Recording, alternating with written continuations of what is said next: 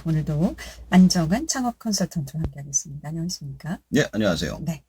자, 오늘은 또 어떤 내용입니까? 자, 이번에는 오프라인 서점 창업에 대해서 소개를 해드리겠습니다. 서점 창업. 예, 무엇보다도 가장 전문적인 예, 분야인 것 같은데요. 예. 자, 그럼 서점 창업에 관해서 소개를 좀 해주시죠. 우선 내용에 들어가기 있어서 저에 대해서 먼저 소개를 해드릴게요. 네. 저는 서점을 하는 집안에서 태어나서 책을 파는 것을 직업으로 가졌으며 책을 방송에서 소개를 하고 있고 그 이야기를 모아서 책으로 쓰고 책에 관해서 강연도 하고 있습니다. 또한 그동안 서점을 하고 싶으신 분들하고 컨설팅도 해보고요. 실제로 서점 창업을 도와드리고 폐업까지 도와드리면서 알게 된 사실에 대해 소개를 해드리겠습니다. 우선 제가 예전에 소개해드린 창업의 4가지 벽에 맞추어서 소개를 해드리면 될 것 같습니다. 네. 어렸을 때부터 서점에서 보고 듣고 또 경영까지 하셨는데 그렇다면 이 서점 창업에 있어서 가장 먼저 해주고 싶은 얘기가 어떤 얘기일지 궁금하네요. 예, 우선 서점 창업을 이야기하기에 앞서서요. 현재 서점들의 상황과 미래 예측에 대해서 간단하게 이야기를 해드리겠습니다. 요즘 서점들 중에 독립서점이라고 해서 문제집을 판매하지 않고 독립출판물을 판매하는 서점들이 등장하고 있는데 생존 확률이 너무 낮습니다. 제가 보기엔 거의 3년 내 5% 정도만 살아남는 것 같습니다. 그리고 살아남은 대형 서점들은 현재 복합문화공간으로 생존을 모색하고 있습니다. 일본의 쯔따야의 경우 서점이 책을 팔기 때문에 망한다는 지론으로 책을 사람들을 목욕하는 수단으로 활용을 하고 다른 물건이나 서비스를 판매하고 있습니다. 서점 안에 여행 코너에선 여행사가 들어와서 여행 제품을 판매하고 낚시 코너에선 낚시용품을 그리고 게임 코너에선 게임기하고 게임팩을 파는 형태로 말이죠. 이건 기존의 고객을 많이 가지고 있는 거대한 매장을 가진 서점만이 가능한 형태입니다. 지방의 작은 서점들의 경우 자신만의 제품을 특화해서 살아남는 경우가 많습니다. 즉 지방의 작가들을 초청해서 그 작가들의 책을 파는 형태로 손님을 모집하고 사람들이 모이는 장소로 제공을 해서 책과 그 외의 상품을 파는 곳으로 변화하고 있습니다.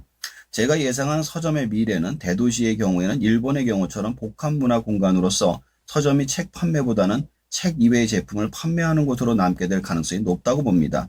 쯔타야의 경우 작년 전자제품을 가장 많이 판 브랜드로 알려져 있습니다.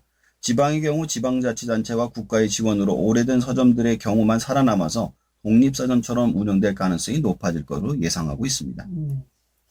그만큼 서점 운영이 마찬가지로 다른 그 분야와 마찬가지로 어렵다 이렇게 볼 수가 있겠죠. 그렇습니다. 소벤숍 형식으로 많이 활용되고 있다는 말씀이신 것 같은데. 자, 그렇다면 서점 창업을 하려면 가장 중요한 것이 뭐라고 생각하십니까? 첫 번째는 창업자의 자질, 두 번째는 광고 능력, 세 번째는 창업 시기입니다. 자, 그럼 첫 번째로 창업자의 자질, 왜 중요할까요? 자, 서점을 창업하려면 서점에서 환경에서 자랐거나 서점에서 일을 해보았거나 아니면 정말로 책을 너무너무 사랑하는 사람이 아니면 안 될 것 같습니다. 저희가 서점을 시작했을 때 원주의 서점이 도소매 합쳐서 한 30곳 정도 됐었는데 지금 10곳 정도밖에 남지 않았어요. 전국적으로 4,000개가 넘는 서점이 현재는 한 2,000개 정도만 남은 것으로 보았을 때 서점은 사양산업입니다. 그나마 남은 서점들도 오래 버티지 못하고 폐업을 하고 있는 실정입니다. 이렇게 서점이 사양산업이 된 가장 큰 이유는 인터넷 서점의 확장과 교육제도의 변화 때문입니다. 실질적으로 이제는 책의 판매가 거의 60%가 인터넷 서점으로 판매가 되고 있고 오프라인 서점에서 매출을 내기가 힘든 데다가 초등학교 시험이 사라지고 중학교 1학년 자유학년제, 2학년 자유학기제, 연합고사의 폐지, 대부분 수시로 가는 등 오프라인 서점에서 대부분 팔리던 문제집 시장 자체가 없어지고 있는 상황이기 때문입니다. 따라서 기존의 시장에 진입을 해서 기본적인 판매 능력과 더불어 자신만의 시장을 만들 수 있는 능력이 있는 사람만이 생존이 가능한 형태입니다. 첫 번째가 이제 창업의 자질, 그리고 두 번째가 광고 능력이라고 말씀하셨는데 이 두 번째 광고 능력은 왜 중요할까요? 자, 앞에서 말씀드린 제품 능력을 환경, 경력, 취미로 가지고 있다 하더라도요. 신규 창업자가 기존의 시장에 들어와서 자신을 알리지 못하면 결국 폐업할 수밖에 없습니다. 이러한 광고 능력 중에서 오프라인 서점에서 가장 중요한 부분은 무엇보다도 몫입니다. 일단 책을 사고자 하는 사람들이 많은 곳에 서점을 내야만 단골 손님을 만들 수 있기 때문이죠. 예전에는 서점이 앞으로 좋은 몫이 학교였습니다. 학생들이 오고 가면서 한두 권씩 사가는 게 많았기 때문인데 그래서 학교 앞에 특히 초등학교하고 문구사가 서점하고 같이 있는 모습을 볼 수 있었지만 지금은 더 이상 학교 앞이 좋은 몫이 아닙니다.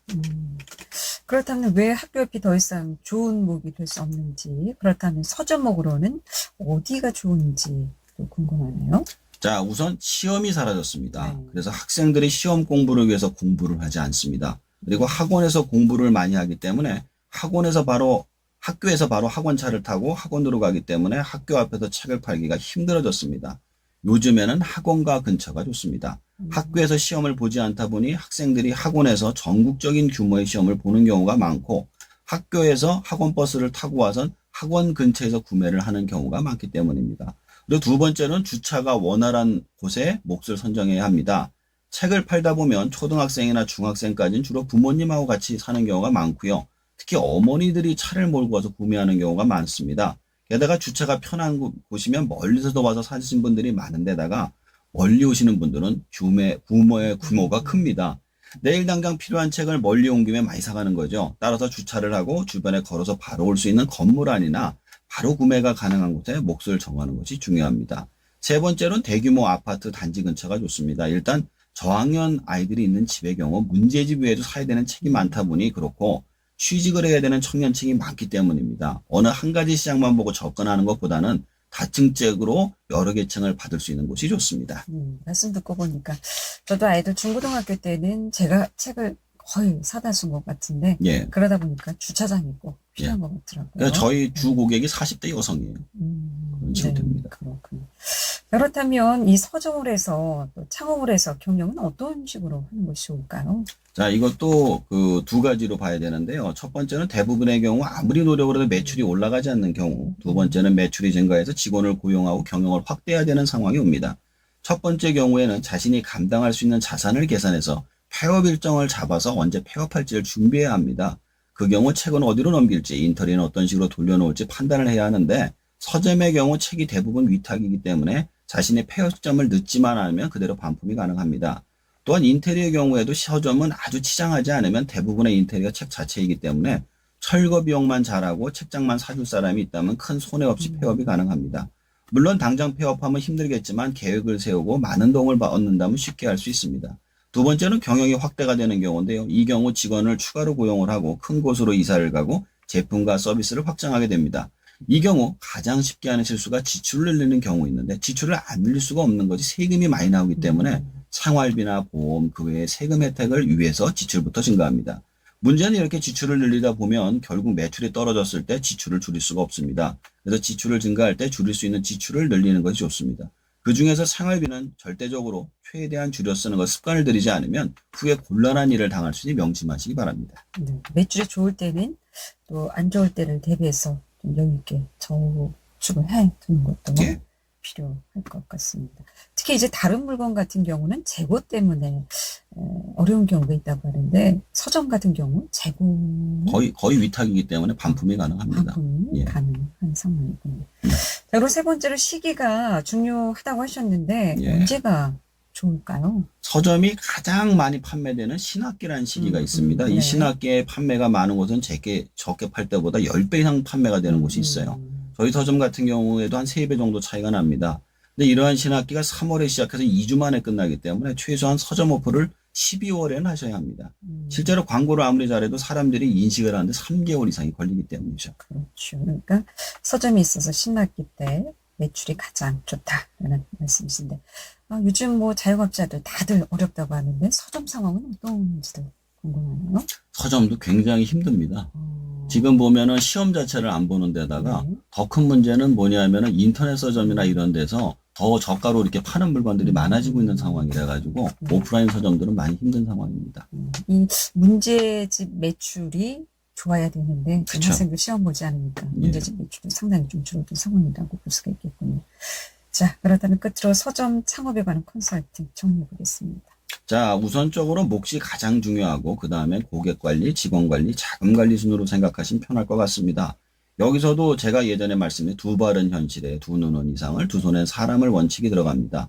지금 당장 수익을 발생할 수 있는 서점의 모델을 가지고 시작하셔야 하며, 현재 서점 시장이 사양 산업이기 때문에 새로운 수익 모델을 만들어서 들어갈 준비를 해야만 합니다. 그리고 그 과정을 혼자서는 할 수가 없기 때문에 기존의 서점사님들과 새로운 수익 모델을 만드는 사람들과 많은 이야기를 통해서 완성해 나가야 할 것입니다.